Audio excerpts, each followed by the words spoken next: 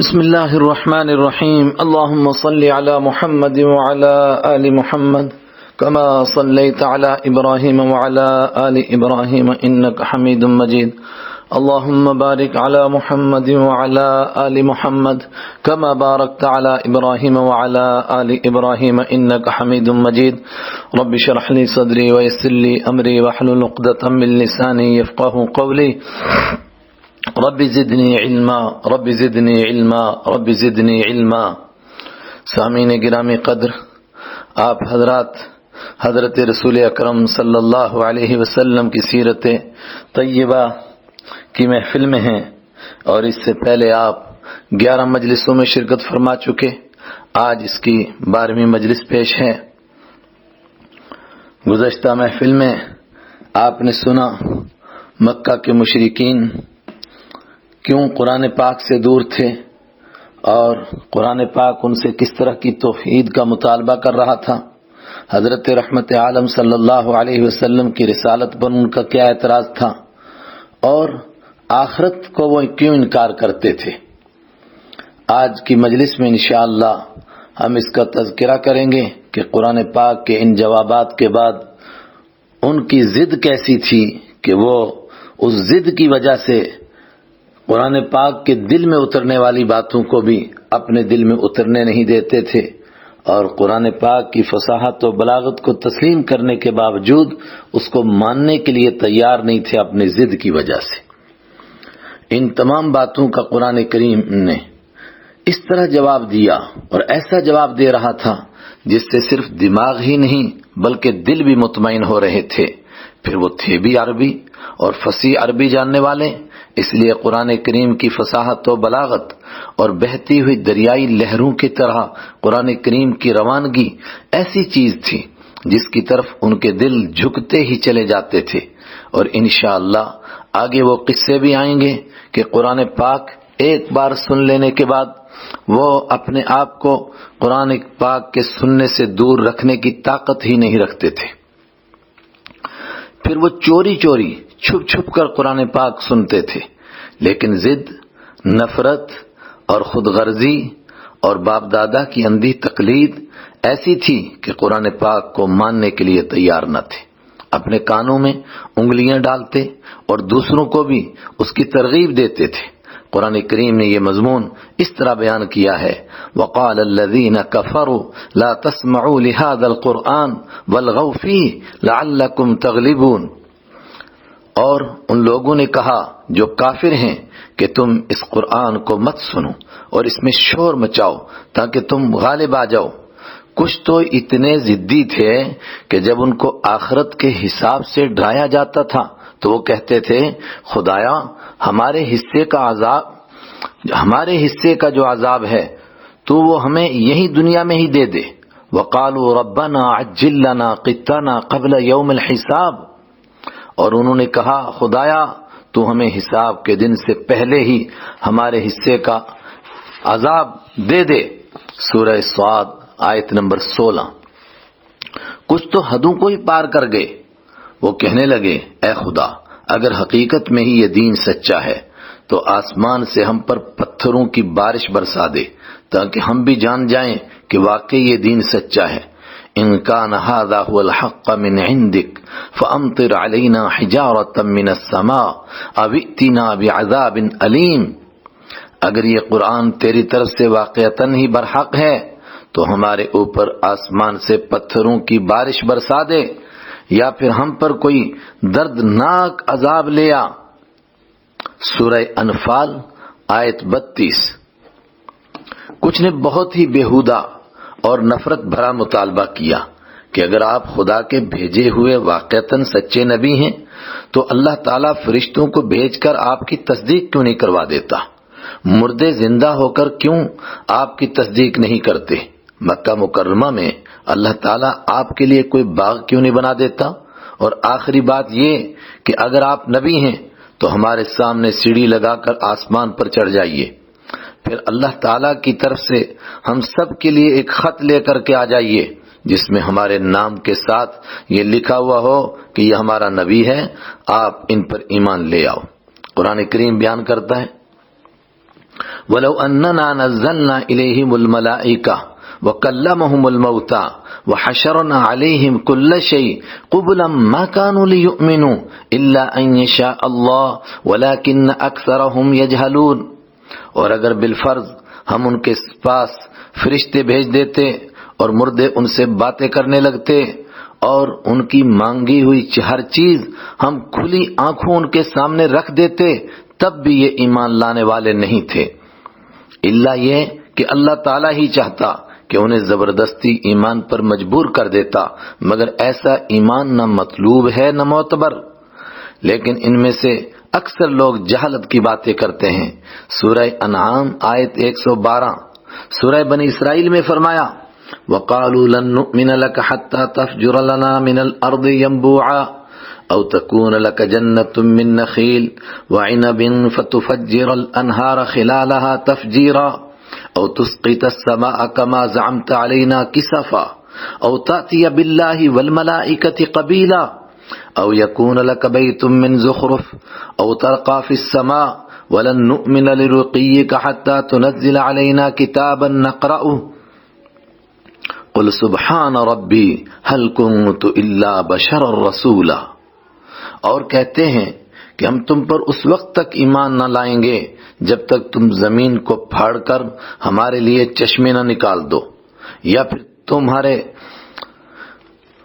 لیے کھجور اور انگور کا ایک باغ پیدا ہو جائے اور تم اس کے بیچ بیچ میں زمین کو پھاڑ کر نہریں جاری کر دو، یا جیسے تم دعویٰ کرتے ہو آسمان کے ٹکڑے ٹکڑے کر کے اسے ہم پر گرا دو، یا پھر اللہ اور اس کے فرشتوں کو ہمارے سامنے لاؤ، یا پھر تمہارے لیے ایک سونے کا گھر ہو، یا تم آسمان پر چڑھ جاؤ، اور ہم تمہارے چڑھنے کو بھی اس وقت تک نہیں مانیں گے جب تک تم ہم پر ایسی کتاب نازل نہ کر دو جسے ہم پڑھ سکیں۔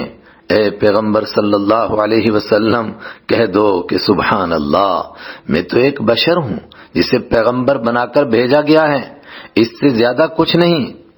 بنی اسرائیل، سورہ بنی اسرائیل آیت نمبر سے 93 تک۔ سورہ بنی اسرائیل آیت 90 تا 93۔ حج کا موسم اور مشرکین کی سازش۔ خیر، دن گزرتے جا رہے تھے، وقت تیز رفتاری سے آگے بڑھ رہا تھا، اور جن خوش نصیبوں کو اللہ تعالیٰ نے ایمان کی دولت سے نوازنا تھا وہ مسلمان ہوتے جا رہے تھے، اور سخت سے سخت مصیبتوں کو برداشت کرتے ہوئے آگے بڑھ رہے تھے، جبکہ مشرک بھی ایمان سے روکنے کے لیے جتنی محنتیں کر سکتے تھے وہ کر رہے تھے۔ اسی دوران حج کا موسم آ گیا۔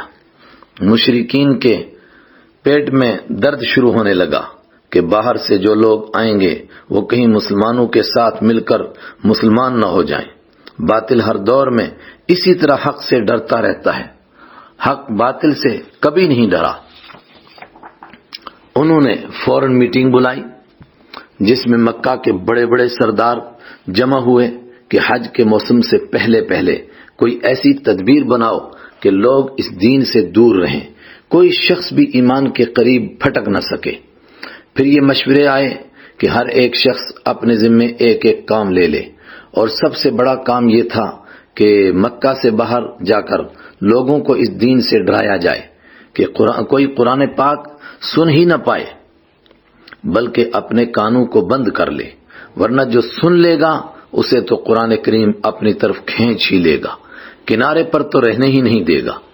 اس کے علاوہ یہ بھی طے ہوا کہ منی، مزدلفہ اور عرفات میں بھی ان پر نظر رکھی جائے، اور یہ خاص ذمہ داری حضرت رحمت عالم صلی اللہ علیہ وسلم کے بدبخت چچا ابو لہب نے اپنے ذمہ لے لی۔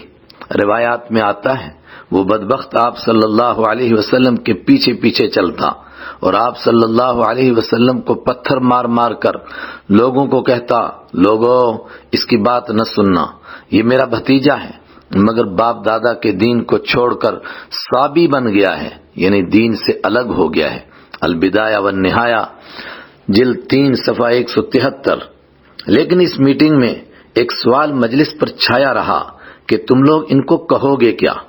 ابھی تک تو ان کا کوئی لقب ہی متعین نہیں ہوا، تم میں سے کوئی ان کو شاعر، کوئی کاہن اور کوئی جادوگر کہتا ہے، پھر کوئی لقب تو طے کر لو۔ ابو جہل بڑا چالاک آدمی تھا، اس کا کام ہمیشہ دوسروں کو آگے کرنے کا تھا۔ مشہور روایت کے مطابق اس نے ولید بن مغیرہ نام کے ایک بڑے سردار سے کہا، صاحب یہ بات آپ ہی بتا سکتے ہیں، آپ جیسے عقل مند سردار کے ہوتے ہوئے کوئی دوسرا کیا کہہ سکتا ہے؟ وہ اپنی تعریف سنتے ہی پھولے نہ سمایا، تیوری چڑھائی، غصے سے منہ بنایا اور کہنے لگا، یہ قرآن تو بس ایک جادو ہے جو پیچھے سے چلا آ رہا ہے، اور اس کو پیش کرنے والے محمد صلی اللہ علیہ وسلم نعوذ باللہ جادوگر ہیں۔ قرآن پاک نے اس کا نقشہ اس طریقے سے کھینچا، انہ فکر وقدر فقتل کیف قدر ثم قتل کیف قدر ثم نظر ثم عبس وبصر ثم ادبر واستكبر فقال ان هذا الا سحر يوسر ان هذا الا قول البشر۔ اس کا حال تو یہ ہے کہ اس نے سوچ کر ایک بات بنائی۔ پروردگار فرماتا ہے اس نے کیسے کیا؟ فرمایا اس کا حال تو یہ ہے اس نے سوچ کر ایک بات بنائی۔ خدا کی مار ہو اس پر کہ کیسی بات بنائی، دوبارہ خدا کی مار ہو اس پر کہ کیسی بات بنائی۔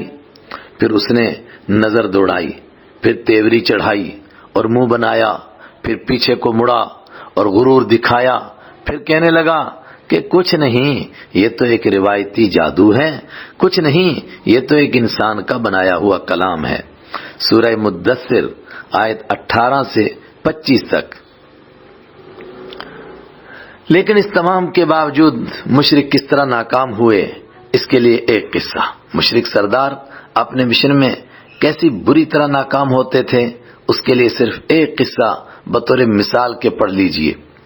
مشرک سردار اور ان کے کارندے مکہ مکرمہ میں داخل ہونے والے ہر راستے پر بیٹھ کر آنے والوں کو دین اسلام سے ڈرا رہے تھے، لیکن اللہ تعالیٰ کی مشیت اس طرح اور زیادہ لوگوں کو اللہ تعالیٰ کے دین کا تعارف ہوتا جا رہا تھا۔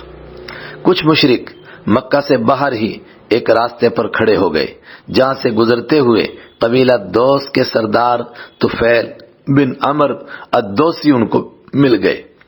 مکہ والوں نے ان کو دین اسلام اور مسلمانوں سے، خاص طور سے رحمت عالم صلی اللہ علیہ وسلم سے بہت ڈرایا اور ان کو بتایا کہ محمد صلی اللہ علیہ وسلم کوئی ایسا کلام پیش کرتے ہیں جس کو سننے کے بعد انسان ان کا ساتھی بنے بغیر رہ ہی نہیں سکتا۔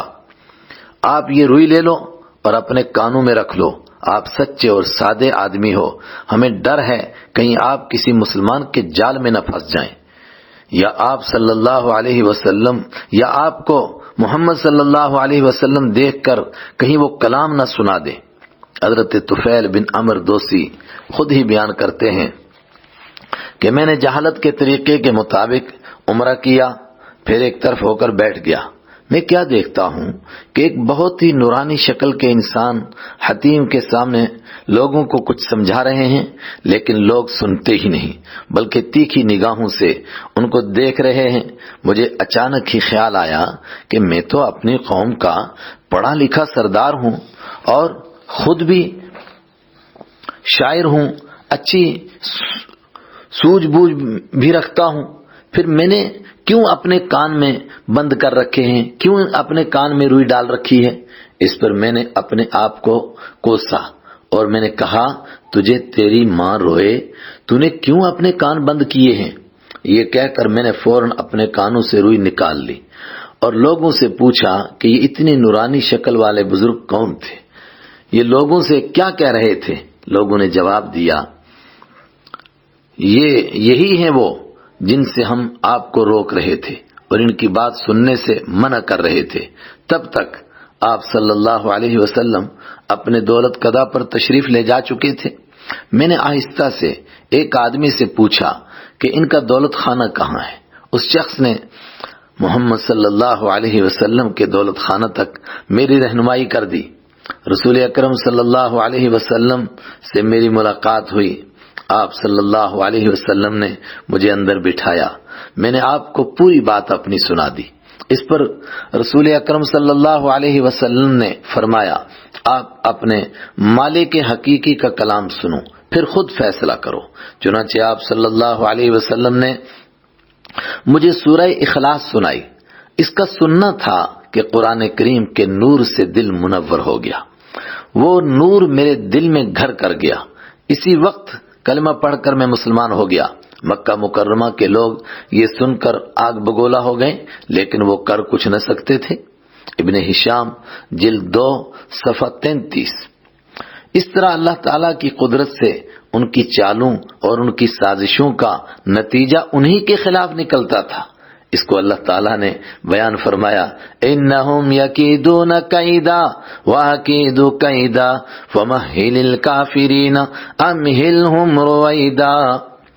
یہ لوگ تو طرح طرح کی چالیں بنانے میں لگے ہیں اور میں بھی تدبیر کرتا ہوں، تو اے پیغمبر صلی اللہ علیہ وسلم آپ کافروں کو ڈھیل دے دیجئے، بس تھوڑی سی ڈھیل دے دیجئے، تھوڑی سی اور ڈھیل دے دیجئے۔ سورہ طارق آیت 15 تا 17۔ اس طرح کا ایک بڑا اہم واقعہ، عتبہ کی ثالثی اور رنگ رنگی دنیاوی ترغیبیں، بات قرآن کریم کے اثر کی چل رہی ہے، تو چلیے لگے ہاتھوں مشرکین کے سردار عتبہ کا بھی اس طرح کا ایک قصہ سن لیجیے۔ ابو جہل کی سرداری میں مشرکین کی میٹنگ چل رہی تھی۔ آخر کیا کیا جائے، مسلمان تو بڑھتے چلے جا رہے ہیں، نہ مار پیٹ سے ڈرتے ہیں، نہ ہی موت کی دھمکی کا ان پر کوئی اثر ہوتا ہے۔ کچھ تو سوچو، آخر اس مسئلے کا کریں کیا؟ ابو جہل بڑی شرارت سے خود پیچھے رہ کر دوسروں سے مشورے پوچھ رہا تھا۔ اس پر عتبہ نام کا ایک سردار بولا، آپ مجھے کچھ اختیار دے کر بھیجو، میں ضرور ان کو کسی بات پر لا سکتا ہوں اور صلح کا کوئی راستہ نکال سکتا ہوں۔ ابو جہل اور دوسرے چالاک سردار بولے، یقیناً آپ جیسے گھاٹ گھاٹ کا پانی پینے والے اور ملکوں ملکوں گھومنے والے سردار ہی اس مسئلے کا حل نکال سکتے ہیں، کیونکہ آپ زمانہ کے گرم و سرد اور حالات کے تھپیڑوں سے واقف ہیں۔ چنانچہ سب بیک زبان بولے، ہماری طرف سے آپ کو پورا اختیار ہے، یہ اپنا دین چھوڑ کر جس بات پر بھی آتے ہیں آپ آنے دیجئے، ہم اس کو پورا کریں گے۔ عتبہ نبی اکرم صلی اللہ علیہ وسلم کے پاس آیا اور بڑے ہی میٹھے اور رسیلے انداز سے کہنے لگا، بھتیجے میں آپ کے پاس آپ کی پوری قوم کی طرف سے سفیر بن کر آیا ہوں۔ آپ خود ہی دیکھ رہے ہیں کہ آپ کی وجہ سے خاندان تقسیم ہو گیا ہے، گھر گھر میں فتنہ اور لڑائی جھگڑا شروع ہو گیا ہے، بھائی بھائی پر آستینے چڑھا رہا ہے۔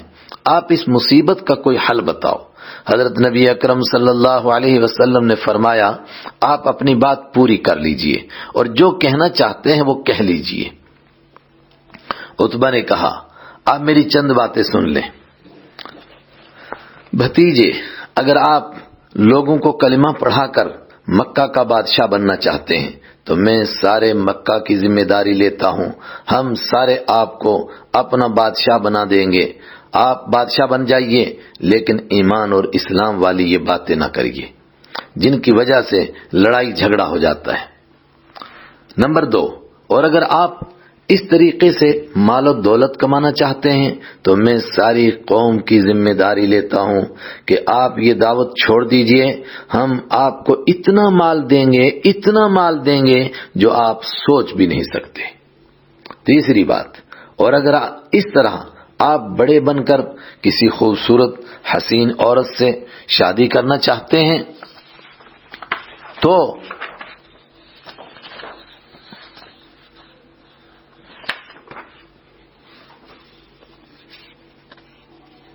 وہ بھی میری ذمہ داری ہے، جہاں آپ کہیں گے وہاں آپ کا نکاح کروا دیا جائے گا۔ نمبر 4، اگر ان تینوں باتوں میں سے کوئی بات بھی نہیں تو پھر بتائیے آپ پر کوئی جادو جنتر تو نہیں جس سے دیوانگی لاحق ہو گئی ہو، پھر ہم سب مل کر آپ کا حکیموں کے پاس علاج کروائیں گے۔ اور آخری بات یہ کہ اگر آپ پر کسی جن وغیرہ کا سایہ ہو گیا ہے تب بھی بتائیے، ہم کسی اونچے درجے کے جھاڑ پھونک کرنے والے عامل کو لائیں گے جو آپ کا بہت اچھا علاج کرے گا۔ حضرت نبی کریم صلی اللہ علیہ وسلم نے فرمایا، آپ نے جو کچھ کہنا تھا کہہ لیا؟ اس نے کہا، جی ہاں میں نے کہہ لیا۔ آپ صلی اللہ علیہ وسلم نے فرمایا، اب میری بات بلکہ اپنے رب کا کلام سنو اور فیصلہ کرو پھر آپ صلی اللہ علیہ وسلم نے سورہ حامیم السجدہ شروع سے پڑھنی شروع فرمائی۔ علم حاصل کرنے والوں کے لیے تفصیل سے بیان کی گئی ہیں۔ یہ قرآن خوشخبری دینے والا بھی ہے اور خبردار کرنے والا بھی۔ پھر بھی ان میں سے اکثر لوگوں نے منہ موڑ رکھا ہے، جس کے نتیجے میں وہ سنتے ہی نہیں ہیں، اور پیغمبر صلی اللہ علیہ وسلم سے کہتے ہیں کہ جس چیز کی طرف تم ہمیں بلاتے ہو اس کے لیے ہمارے دل غلافوں میں لپٹے ہوئے ہیں، ہمارے کان بہرے ہیں، اور ہمارے اور تمہارے درمیان ایک پردہ حائل ہے، لہذا تم اپنا کام کرتے رہو، ہم اپنا کام کر رہے ہیں۔ اے پیغمبر صلی اللہ علیہ وسلم، کہہ دو کہ میں تم ہی جیسا ایک انسان ہوں، البتہ مجھ پر وحی نازل ہوتی ہے کہ تمہارا خدا بس ایک ہی خدا ہے، لہذا تم اپنا رخ سیدھا اسی کی طرف رکھو اور اس سے مغفرت مانگو، اور بڑی تباہی ہے ان مشرکوں کے لیے جو زکوٰۃ ادا نہیں کرتے، اور ان کا حال یہ ہے کہ آخرت کے وہ بالکل ہی منکر ہیں۔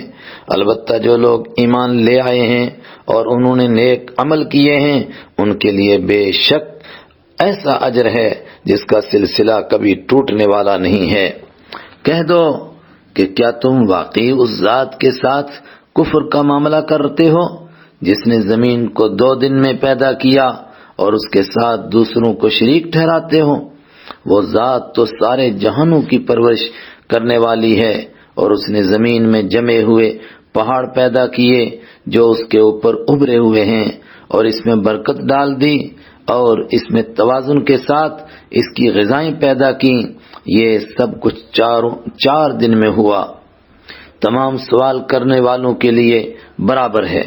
پھر وہ آسمان کی طرف متوجہ ہوا جبکہ وہ اس وقت دھوئیں کی شکل میں تھا، اور اس سے اور زمین سے کہا چلے آؤ، چاہے خوشی سے چاہے زبردستی سے۔ دونوں نے کہا ہم خوشی خوشی آتے ہیں۔ چنانچہ اس نے 2 دن میں اپنے فیصلے کے تحت ان کے 7 آسمان بنا دیے، اور ہر آسمان میں اس کے مناسب حکم بھیج دیا، اور ہم نے اس قریب والے آسمان کو چراغوں سے سجا دیا اور اسے خوب محفوظ کیا۔ یہ اس ذات کی نپی تلی منصوبہ بندی ہے جس کا اقتدار بھی کامل ہے، جس کا علم بھی مکمل ہے۔ پھر بھی اگر یہ لوگ منہ موڑیں تو کہہ دو کہ میں نے تمہیں اس کڑکے سے خبردار کیا ہے جو کڑکا قوم سمود اور قوم عاد پر نازل ہوا تھا، جیسا کڑکا قوم عاد اور قوم سمود پر نازل ہوا تھا۔ سورہ حامیم یا سورہ فصلت اس کے 2 نام ہیں، سورہ حامیم السجدہ یا سورہ فصلت، دونوں طرح بولتے ہیں، آیت 1 سے لے کر 13 تک۔ روایتوں میں آتا ہے کہ قرآن پاک کا اس پر ایسا اثر ہو رہا تھا کہ اس کا رنگ بدلا جا رہا تھا، پھر سیدھے بیٹھنے سے بھی مجبور ہو گیا، دونوں ہاتھ پیچھے ٹیک کر بڑی مشکل سے بیٹھا۔ رحمت عالم صلی اللہ علیہ وسلم جب پڑھتے پڑھتے دوسرے رکوع میں قوم عاد اور قوم سمود پر آنے والے عذاب والی آیتیں پڑھنے لگے، وہ گھبرا گیا اور اس کو ایسا محسوس ہونے لگا جیسے ابھی یہ عذاب ہم پر ٹوٹ پڑے گا۔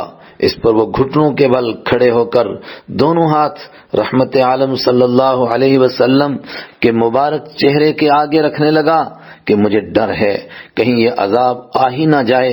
پھر قوم اور خاندان کا واسطہ دینے لگا کہ بس کرو، آپ کا خاندان تباہ ہو جائے گا۔ رحمت عالم صلی اللہ علیہ وسلم نے فرمایا میں نے آپ کے رب کا کلام پیش کر دیا، اب آپ خود فیصلہ کرو۔ عتبہ واپس ہوا اور اس کے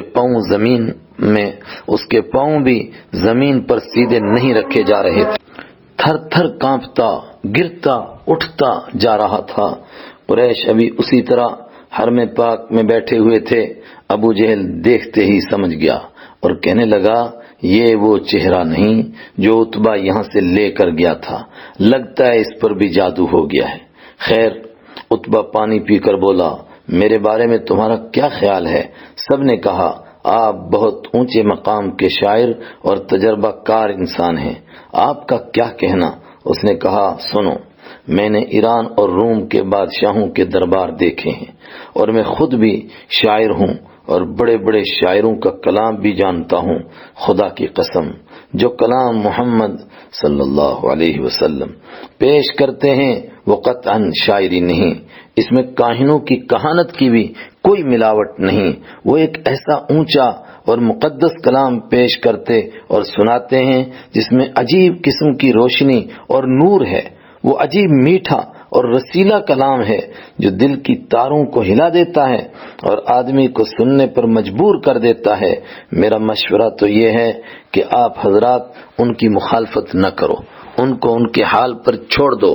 اگر وہ غالب آ گئے تو اس میں تمہاری بھی عزت ہوگی، تمہیں بھی فخر ہوگا، کیونکہ وہ تمہارے ہی خاندان کے ہیں، اور اگر زمانے نے ان کے ساتھ وفا نہ کی تو باقی دنیا ان سے خود نمٹ لے گی اور ان کا خون تمہارے سر پر نہیں آئے گا۔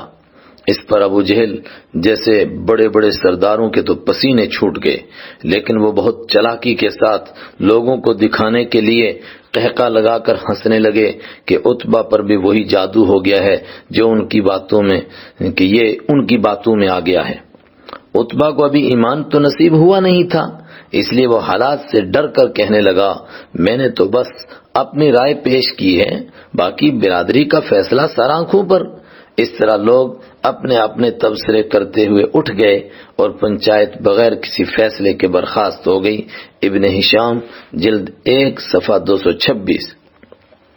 عتبہ کے اس قصے میں اصل میں قیامت تک آنے والے ایمان والوں پر ایمان کی وجہ سے آنے والے حالات کی ایک جھلک ہے کہ کس طرح ایمان والوں پر مجنون ہونے، دیوانہ ہونے، پاگل ہونے اور جن بھوت کا اثر اور سایہ ہونے کا الزام لگایا جائے گا، اور مال و دولت نیز عہدوں اور حوروں پریوں سے شادی کی لالچ کے سبز باغ دکھائے جائیں گے، اور وہ کیسے کیسے آزمائشوں سے گزریں گے، کیسی کیسی آزمائشیں ان پر آئیں گی۔ لیکن ساتھ ہی یہ خوشخبری بھی ہے کہ جب تک وہ اللہ تعالیٰ کے حبیب حضرت محمد عربی صلی اللہ علیہ وسلم کے دامن کو مضبوطی سے پکڑے رکھیں گے اور قرآن پاک سے چمٹے رہیں گے تو اللہ تعالیٰ ان کو کامیابی سے ہم کنار کرتا رہے گا۔ آج دنیا بھر میں ہم یقیناً ان ساری آزمائشوں سے دوچار ہیں۔ ہمارا رب ہی ہماری کشتی پار لگائے، اور پروردگار ہمیں اپنے قرآن اور اپنے حبیب صلی اللہ علیہ وسلم کے دامن سے وابستہ رہنے کی توفیق عطا فرمائے۔ وآخر دعوانا ان الحمد للہ رب العالمین۔ آج کی اس مجلس کا یہیں اختتام کرتے ہیں۔